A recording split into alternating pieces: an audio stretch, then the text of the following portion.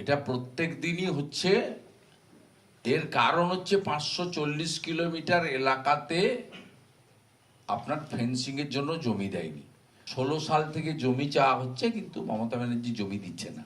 বাংলাদেশি মুসলিম যাদের কোনো visa permit নেই, তারা ঢুকে পড়ে আমাদের এখানে ভোট জেহাদ, ল্যান্ড জেহাদ, লাভ জেহাদ, রেশন জেহাদ, ধর্মীয় জেহাদ, সব কাজগুলোই করছেন। ভারত সরকারকে, বিএসএফকে বিশেষ থ্যাঙ্কস দেব।